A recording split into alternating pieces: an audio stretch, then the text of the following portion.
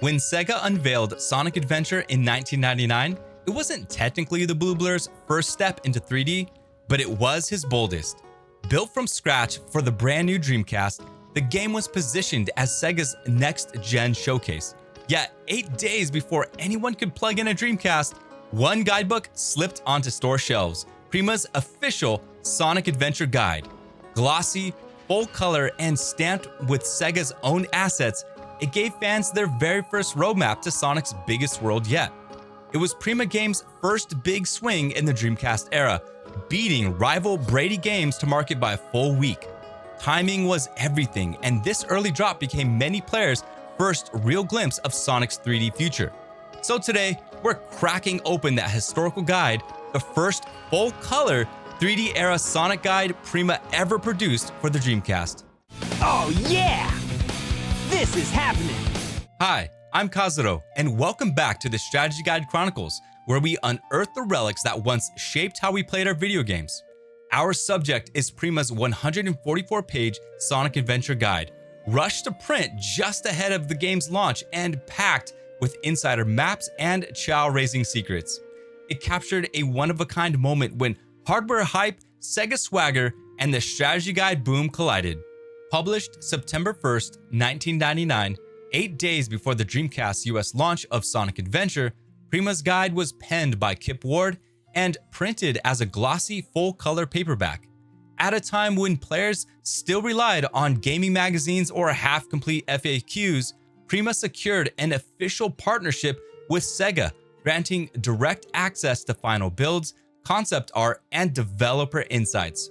For many fans, this guide was more than a book.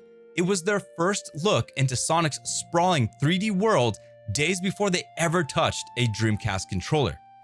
2+ decades later, it remains a fascinating piece of Sega history. Let's flip through its pages and appreciate it through 5 key categories: art and design, organization, intuitiveness and accessibility, depth of information, and unique features and value. Starting with art and design, the cover features Yuji Uekawa's green-eyed Sonic design, a radical break from the old black-pupiled, stubby-limbed mascot of the Genesis days. First unveiled in Sonic Adventure's 1998 promo art, this taller, sleeker Sonic sports vivid emerald irises, longer quills, and sharper poses that signaled the series' leap into an edgier 3D era. It's the very blueprint that still defines Sonic today, from modern games like Frontiers to the recent live-action films. The design is paired with a shimmering, crystal texture Sonic Adventure logo that mirrors the in-game title card, instantly transporting Dreamcast fans back to 9999. Inside, the guide feels kinetic and lively. Every major zone gets a 2-page panoramic map, so you can literally trace each level's path with your finger. Each character's section opens with illustrations and a color-keyed banner, blue for Sonic, yellow for Tails, red for Knuckles, making it effortless to jump straight to your favorite hero. The book sprinkles in a handful of alternate poses for the main characters. Design-wise, screenshots and level maps dominate the layouts. They're clear, helpful, but I found myself wishing for more concept art. Maybe a gallery for chaos in all its forms, or a splash of illustration of the egg carrier soaring through the sky. Overall, it's energetic, it's vibrant, and it absolutely echoes the Dreamcast's high-energy, early 2000s aesthetic. Still, with a richer dose of artwork for side characters and environments, it could have been truly spectacular. I'm landing on a solid 7 out of 10 for art and design. Next, organization. Prima sorts the whole book by character, not by level. A clever move since each of the 6 characters sprints through their own slice of the story. Thanks to the color-coded edge tabs, I can flip straight from Sonic's blue pages to Amy's pink without fumbling around like Big searching for Froggy. There's a catch though. If you want to experience the plot in exact timeline order, swapping the heroes the moment the cutscenes do, the guide leaves you stranded. I blasted through most of Knuckles' adventure before realizing Sonic was still stuck back in Station Square. Inside a character section, the level detail is chef's kiss. Every ring capsule, spring pad, and rocket shoe gets its own arrow and caption. Let's flip to the sky deck. There's a crisp schematic map right in the middle, blue caption bubbles orbiting it like satellites, and those tiny stopwatch icons begging you to shave off seconds off of your run. It's brilliant until the page turns into arrow spaghetti. Tips overlap, 6 arrows collide in the same square inch, and the screenshots shrink to postage stamp size. Good luck spotting a lone invincibility shield without a magnifying glass. Add the white background, pastel red overlay, and thin navy lines, and any overhead glare makes the whole thing blur. Kipboard squeezes a library's worth of intel into 144 pages, so much that sometimes it feels a little overwhelming. Still, the maps read logically and the speedrun cues are golden. Overall, the layout gets you where you need to go, even if it occasionally feels like you're drifting off the track in Twinkle Circuit. I'm giving organization a fond 6.5 out of 10. Just pack some patience before storming Skydeck. Now, let's talk intuitiveness and accessibility. Prima realized a lot of Dreamcast players were steering Sonic through 3D space for the first time, so every chapter opens with a quick refresher on movement, advanced tricks, and combat, laying out each hero's signature moves in clear, uniform text. It's clear, but because every line carries the same visual weight, a splash of color to match the Dreamcast buttons would have made critical cues pop so much instead of just blending in. A highlight here is Prima's tight 3-page primer on caring for Chao. It condenses Sega's brand new artificial life or A-life system into bite-sized steps, how Chao morph in real time, why hidden stack grades matter, and how the VMU minigame lets you level up on the go before syncing back at the console.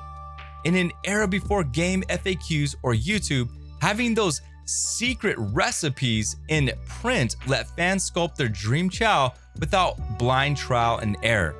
Stages are equally thorough. Each one calls out total ring counts, emblem targets, items, enemy types, and even the specific animals you can rescue to feed to your Chao for perfect builds.